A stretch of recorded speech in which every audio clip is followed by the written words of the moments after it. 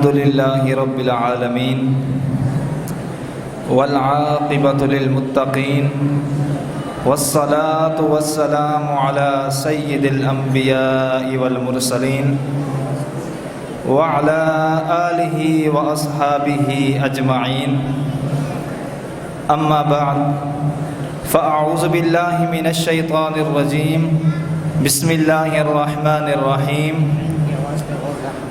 قل هو الله أحد صدق الله مولانا العظيم وبلغنا رسوله النبي الكريم الرحيم ونحن على ذلك لمن الشاهدين والشاكرين والحمد لله رب العالمين۔ حمد و صلاۃ کے بعد نہایت ہی واجب الاحترام استاد صاحب اور میرے ہم مکتب ہم سفر ساتھیوں، السلام علیکم ورحمۃ اللہ وبرکاتہ۔ حضرات محترم، میں نے آپ حضرات کے سامنے اللہ تبارک و تعالی کی لا ریب کتاب قرآن مجید فرقان حمید میں سے ایک آیت کریمہ تلاوت کرنے کا شرف حاصل کیا۔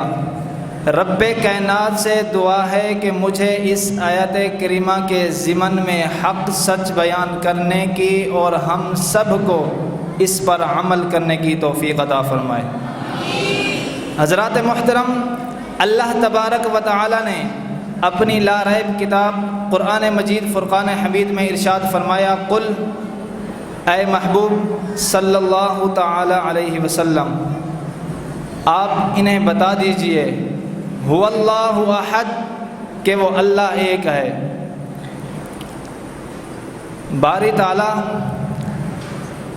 ایک تو خود ہے، تو خود ارشاد فرما دیتا کہ میں ایک ہوں۔ تو اللہ تبارک و تعالی نے دوسرے مقام پر ارشاد فرمایا، ما کان لبشر ان یکلمہ اللہ، کسی بشر کی یہ مجال نہیں کہ میں خدا ہو کر اس سے کلام کروں۔ فرمایا جب بھی میں کلام کرتا ہوں اپنے بندوں سے، اب نبی کا معنی سمجھیے، نبی کسے کہتے ہیں؟ اللہ تبارک و تعالی جس سے کلام کر لے وہ نبی ہو جاتا ہے۔